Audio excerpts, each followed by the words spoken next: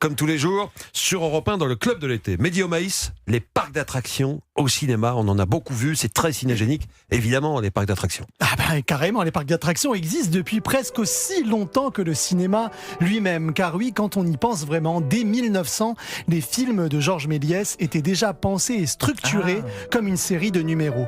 Au fil des décennies, ce lieu magique et coloré, qui réunit les petits et les grands enfants, est devenu un terrain de filmage dont raffolent les cinéastes. Moi perso, je suis ultra fan des films ou des scènes de films qui se déroulent dans le milieu forain. Et je n'ai pas attendu cette émission, chers camarades, pour me poser la question suivante. Pourquoi les parcs d'attractions sont-ils aussi cinégéniques ? Pourquoi le grand écran les aime-t-il tant ? Bah oui, pourquoi Mehdi Omaïs ?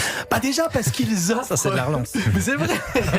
Deux choses essentielles au cinéma, le mouvement et une certaine esthétique lumineuse. Étymologiquement, le mot cinéma vient du grec kinéma, qui signifie mouvement. C'est un art en mouvement et un parc d'attractions, mais justement à sa disposition cette notion de cinétique. Les parcs d'attractions sont une forme d'espace cinétique quand le cinéma est une forme d'image cinétique. Donc forcément, le second était fait pour capter et enjoliver le premier.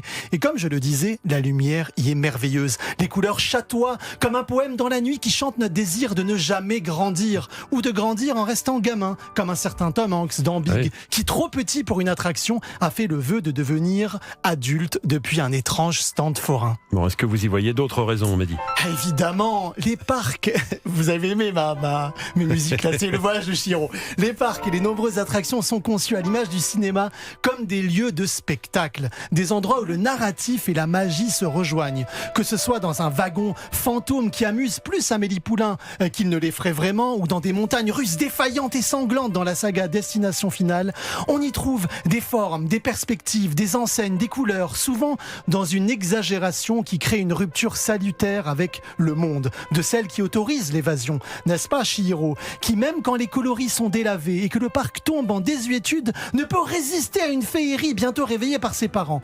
Je pense que ce jeu des perspectives et des formes, faisant par exemple apparaître un humain tout petit devant une grande roue, apporte un supplément d'âme aux images qu'on en tire. Et puis Julien Pichenet, le parc d'attractions a sa propre histoire, ses propres personnages et thématiques, ce qui en fait un film dans le film. En substance, il se passe toujours quelque chose à l'écran. Un manège en mouvement, des gamins qui courent avec des ballons ou des peluches à la main, des barbes à papa, des pommes d'amour, de la fumée parce que les churros sont en train de frire, des feux d'artifice, des chemins sinueux, des gens déguisés, etc.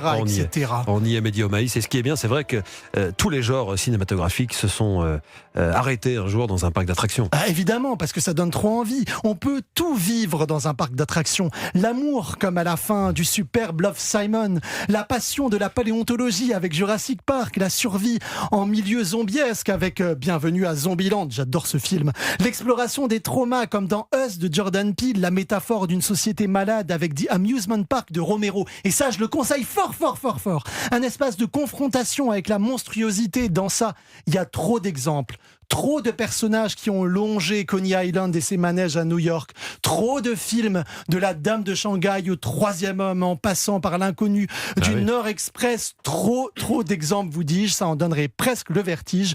Peut-être autant qu'un grand 8. Et moi, je ne résiste pas à l'envie de vous demander, est-ce qu'il y a un film qui cristallise pour vous, peut-être Maxime, au tout début. Oui, bien sûr. Massacre dans le train fantôme. Ah ben moi, il y en a un, vraiment, c'est le flic de Beverly Hills 3 avec Axel Foley qui est à Wonderworld dans un parc américain et des glingues tout ouf et c'est assez dingue et c'est diffusé très souvent à la télévision. Film dingue. Et puis après, tous les films d'horreur se passent généralement dans des fêtes foraines de temps en temps, un petit ghost train et c'est parti.